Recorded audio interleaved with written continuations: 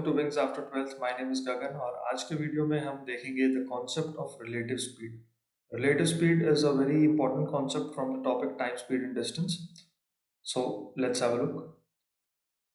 पहले समझते हैं रिलेटिव स्पीड होता क्या है। मान लेते हैं कि एक पॉइंट है P और यहाँ एक पॉइंट है Q, ठीक है। यहाँ से एक ट्रेन जा रही है जिसकी स्पीड है 70 किलोमीटर्स पर आवर, और यहाँ से एक ट्रेन आ रही है, इसकी स्पीड है मान लेते हैं 60 किलोमीटर्स पर आवर। अब अगर इनके बीच में मान लेते हैं 720 किलोमीटर्स का गैप है, ठीक है, बस समझते हैं हम।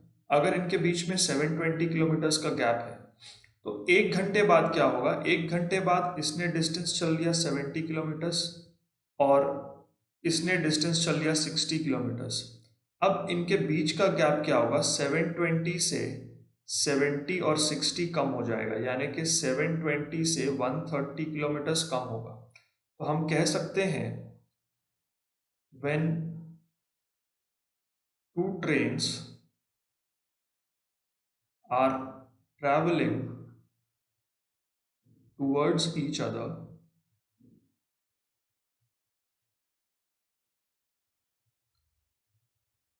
the relative speed is the sum of their speeds। ठीक है, देखो अब हम ऐसा क्यों कह रहे हैं। स्पीड का मतलब आप देखो, स्पीड क्या है? Distance travelled in per unit time. अगर हम कहें कि पहले वाली ट्रेन की स्पीड है 70 किलोमीटर्स पर आवर, तो इसका मतलब है कि every hour it covers a distance of 70 kilometres. अगर हम कहते हैं दूसरे ट्रेन की स्पीड है 60 किलोमीटर्स पर आवर, तो इसका मतलब यह है कि every hour it is covering a distance of 60 kilometres. अब आप देखो, अगर हम रिलेटिव स्पीड की बात कर रहे हैं तो इन दो ट्रेन्स के बीच में which are coming towards each other, हर घंटे इनके बीच का जो डिस्टेंस है वो 130 किलोमीटर से कम हो रहा है, राइट। हर घंटे 130 किलोमीटर से कम हो रहा है, बिकॉज 70 किलोमीटर ये ट्रेन ट्रैवल कर रही है और 60 किलोमीटर ये ट्रैवल कर रही है। तो every hour the distance between them is decreasing by 130 kilometres. अब ये 130 क्यों आ रहा है? It is the sum of the speeds, right. तो जब दो ट्रेन्स या दो पर्सन्स या दो ऑब्जेक्ट्स ऑपोजिट डायरेक्शन में ट्रैवल कर रहे हैं एक दूसरे की तरफ, है ना, एक चीज आप ध्यान देना कि they are travelling towards each other, मतलब in opposite direction. Towards each other का मतलब होता है ऑपोजिट डायरेक्शन, ठीक है। टूवर्ड्स ईच अदर का मतलब है ऑपोजिट डायरेक्शन।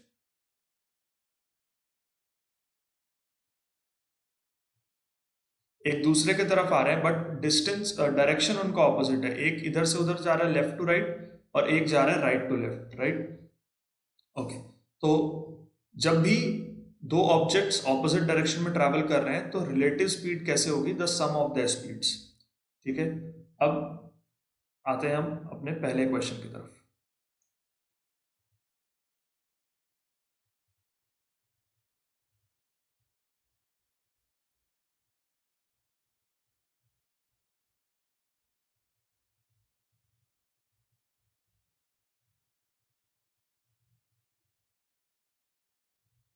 ठीक है, चलिए।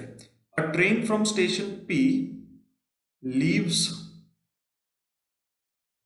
leaves for station Q at 7 a.m.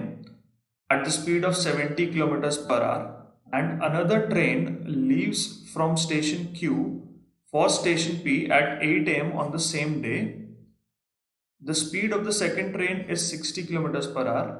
If the distance between P and Q is 720 kilometers, at what time do the trains meet? ठीक है, अब आप एक चीज देखो यहाँ पे कि हमने एक पॉइंट बना दिया P, एक पॉइंट बना दिया Q, और इन दोनों के जो बीच का गैप है दैट इज 720 किलोमीटर्स। पहली ट्रेन जो है वो पॉइंट P से यानी स्टेशन P से Q की तरफ जा रही है विच लीव्स एट 7 a.m. बट क्या दूसरी ट्रेन भी 7 बजे निकल रही? नहीं, दूसरी train is leaving eight 8 a.m. तो एक चीज का हमें ध्यान देना है कि एट 8 a.m. ये ट्रेन कहां पर होगी? ट्रेन 1 यहां पर होगी which is 70 kilometres away from P, क्योंकि ट्रेन 1 की स्पीड है 70 किलोमीटर्स, 1 घंटे के बाद ट्रेन स्टेशन पी से 70 किलोमीटर्स आगे आ चुकी होगी। तो at 8 AM train 1 is 70 kilometres away from P, ठीक है ना। नाउ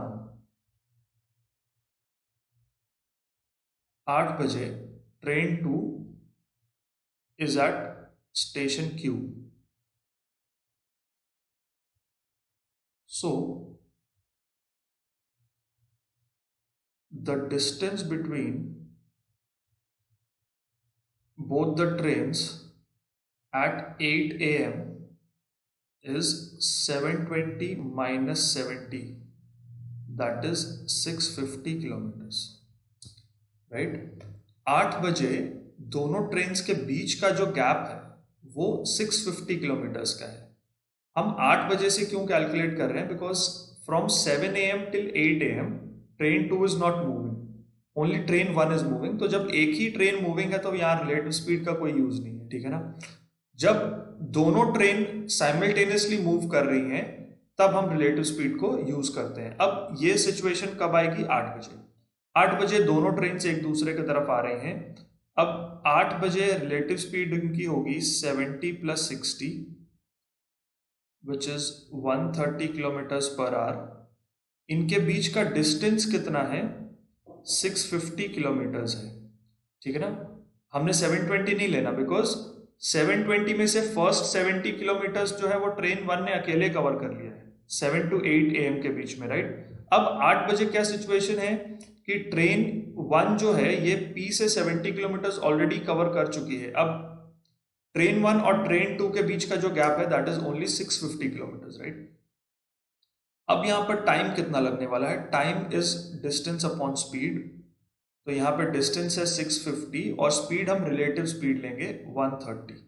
तो हमें पता लगेगा कि 5 आवर्स के बाद ये ट्रेन्स आपस में मिलेंगी। ये टाइम किस चीज का है? टाइम टू मीट, ठीक है ना। आफ्टर 5 आवर्स क्या सिचुएशन होगी? ये PAQ है। आफ्टर 5 आवर्स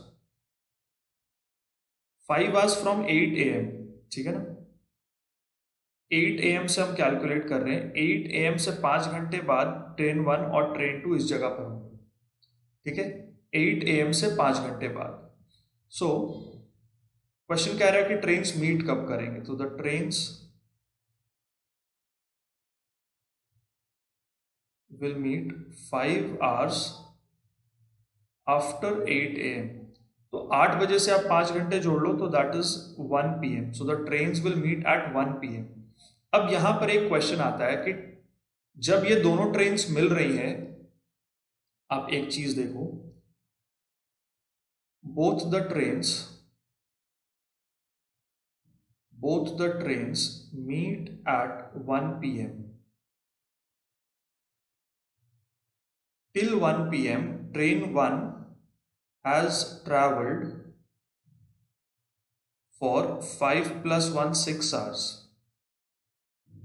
क्यों 6 आवर्स? बिकॉज ट्रेन 1 ने 1 घंटा पहले शुरू कर दिया था। So distance covered by train 1 is speed into time. Train 1 की स्पीड क्या थी? 70। Speed into time 70 into 6 that is 420 kilometres. तो अगर क्वेश्चन पूछे कि till the time they meet what distance has been covered by train 1, तो ये ऐसे आप निकाल सकते हो 420 किलोमीटर्स। अब ट्रेन बी के लिए भी निकाल लेते हैं। Till 1 PM train 2 has traveled for 5 hours। क्योंकि ट्रेन 2 ने स्टेशन बी से 8 बजे शुरू किया था और 8 से 1 बजे तक 5 घंटे का समय होता है। So train 2 has traveled for 5 hours। तो डिस्टेंस कवर्ड बाय ट्रेन 2 ये होगा स्पीड इंटू टाइम।